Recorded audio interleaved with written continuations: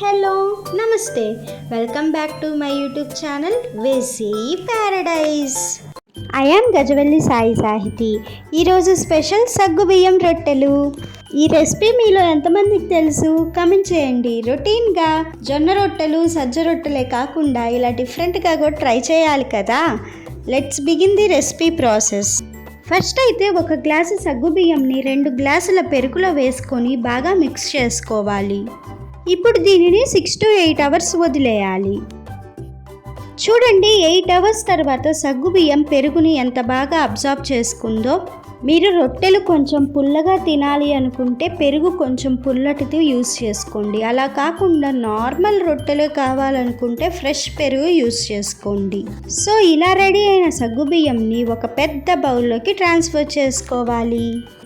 ఇప్పుడు ఇందులో 1 tea spoon అంత జీలకర్ర, ముందుగానే సన్నగా చాప్ చేసి ఉంచుకున్న 2 ఉల్లిపాయలు, సన్నగా చాప్ చేసి ఉంచుకున్న 4 పచ్చిమిర్చి, సన్నగా చాప్ చేసి ఉంచుకున్న 3 ఇంచుల అల్లం, సన్నగా చాప్ చేసుకున్న గుప్పెడంత కొత్తిమీర, గుప్పెడంత కరివేపాకు, టేస్ట్కి తగినంత సాల్ట్. మనం ఏ గ్లాస్తో అయితే సగ్గుబియ్యం పెరుగు తీసుకున్నామో అదే గ్లాస్తో 3 గ్లాసుల బియ్యం పిండి యాడ్ చేసుకోవాలి.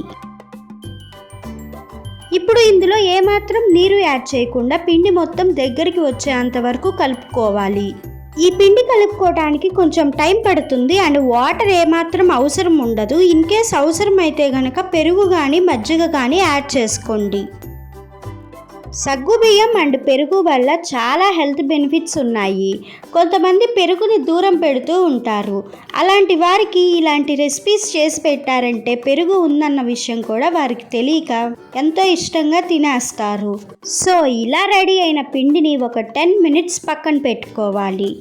10 మినిట్స్ తర్వాత ఏదైనా ఒక సాఫ్ట్ సర్ఫేస్ మీద పిండిలో నుంచి కొంచెం కొంచెం క్వాంటిటీని తీసుకుంటూ పల్చటి రొట్టెలుగా ఒత్తుకోవాలి. ఇప్పుడు స్టవ్ మీద ఒక ప్యాన్ పెట్టుకొని హీట్ అయిన తర్వాత ఆయిల్ కానీ నెయ్యి కానీ గ్రీస్ చేసుకోవాలి.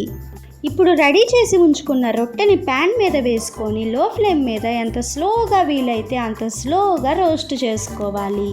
మధ్యలో సరిపడా ఆయిల్ కానీ నెయ్యి కానీ వేసుకుంటూ రోస్ట్ చేసుకోవాలి. ఇక్కడ చూపిస్తున్న విధంగా మధ్య మధ్యలో 2 సైడ్స్ అటు ఇటు ఫ్లిప్ చేసుకుంటూ రోస్ట్ చేసుకోవాలి. ఈ రొట్టెలు చేసుకోవటానికి కొంచెం టైం పడుతుంది, కానీ టేస్ట్ అయితే అదిరిపోతుంది. సో ఇక్కడ చూపిస్తున్న విధంగా 2 సైడ్స్ కూడా గోల్డెన్ బ్రౌన్ కలర్లోకి చేంజ్ అయిన వెంటనే వేడిగా సర్వ్ చేసుకున్నారు అంటే రొట్టెలు వేసుకుంటూ తింటారు. చూస్తుంటేనే నోరూరిపోతుంది కదా. అయితే వెంటనే ట్రై చేసి చూడండి.